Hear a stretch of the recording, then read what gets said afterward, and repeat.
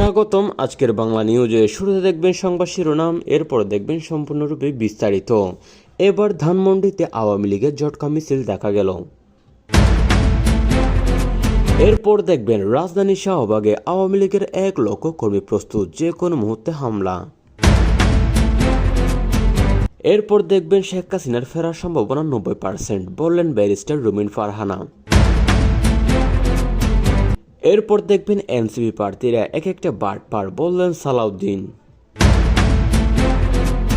এবং সর্বশেষ দেখবেন ছাত্রলীগের নতুন কর্মসূচি ঘোষণা ঘিরে উত্তেজনা।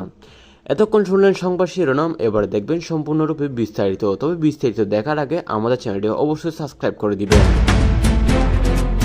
এবার এনসিপি প্রার্থীরা অর্থাৎ তথাকথিত সমন্বয়করা এক একটার বাটপার, বললেন বিএনপি নেতা সালাউদ্দিন আহমেদ।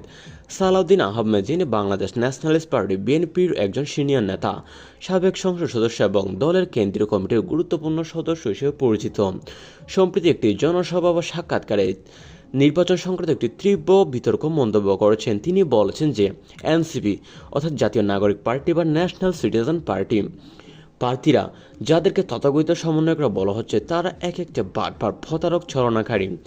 সালাউদ্দিন আহমেদের মতে এই প্রার্থীরা নির্বাচনের অংশ নিয়ে জনগণকে বিভ্রান্ত করেছিল, যা নির্বাচনের আগে অনেকদিন ধরে স্থায়ী ছিল এবং বিএনপি বুট কেটে নেওয়ার জন্য সুপরিকল্পিতভাবে মাঠে নামানো হয়েছে।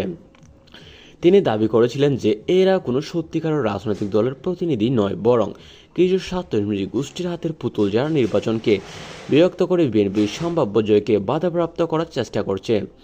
সালাউদ্দিন আহমেদ বলছেন যে এই তথাকথিত সমন্বয়করা নির্বাচনের আগে বিভিন্ন এলাকায় প্রচার চালিয়ে কর্মী সমর্থকদের মধ্যে বিভ্রান্তি ছড়িয়েছিল এবং ভোট ভাগ করে নিয়েছিল। তারা কার কথায় এরা বাটপার, কারণ তারা জনগণের মিথ্যা আশ্বাস নিয়ে ভোট নেয়, কিন্তু আসলে কোনো সত্যিকারের রাজনৈতিক লক্ষ্য নেই, শুধু বিএনপির বিরুদ্ধে কাজ করার জন্য তৈরি করা হয়েছে। তিনি উদাহরণ দিয়ে বলেছেন যে কয়েকটি সিটে এনসিপি প্রার্থীরা বিএনপির ভোট কেটে নিয়ে ফলাফল প্রভাবিত করেছে এবং এটি একটা সুপরিকল্পিত ষড়যন্ত্রের অংশ। সালাউদ্দিন আহমেদ জনগণকে সতর্ক করে বলেছেন যে এই ধরনের প্রার্থীদের ভোট না দিয়ে বিএনপির প্রার্থীদের সমর্থন করতে হবে, যাতে গণতন্ত্রের পক্ষে শক্তি অটুট থাকে, যেন আগামী নির্বাচন অর্থাৎ 5 বছর পর যে নির্বাচন হবে তখনও যেন এদের থেকে সতর্ক থাকা যায়। এই মন্তব্য দেশের রাজনৈতিক অঙ্গনে ব্যাপক আলোড়ন সৃষ্টি করেছে।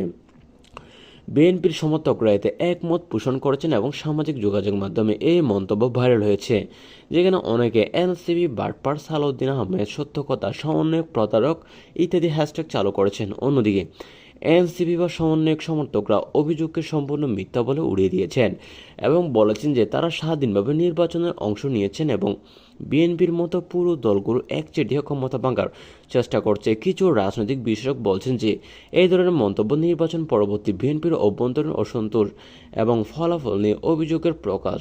সালাউদ্দিন আহমেদের বক্তব্যে নির্বাচনের ফলাফল নিয়ে নতুন বিতর্কের জন্ম দিয়েছে এবং বিএনপির সমন্বয়কদের মধ্যে চলমান দ্বন্দ্বকে আরও তীব্র করে তুলেছে। অনেকে মনে করছেন এই ধরনের অভিযোগ ভবিষ্যতের রাজনৈতিক আন্দোলনে বা পুনরায় নির্বাচনের দাবিকে প্রভাবিত করতে পারে। সব মিলিয়ে এই মন্তব্য দেশের রাজনৈতিক পরিবেশকে আরও উত্তপ্ত করে তুলেছে এবং নির্বাচনী প্রক্রিয়ার সচেতন নিয়ে প্রশ্ন তুলেছেন। অনেকে সালাউদ্দিন আহমেদের পক্ষ নিয়ে কথা বলছেন, অনেকে বলেছেন সালাউদ্দিন আহমেদ ঠিকই বলছেন, সমন্বয়করা কোটা আন্দোলনের পর থেকে যে অবস্থা পরিস্থিতি সৃষ্টি করেছে দেশে, তাতে চুপ থাকার কোনো উপায় নেই, তাই সমন্বয়কদের সবার আগে নিষিদ্ধ করা উচিত।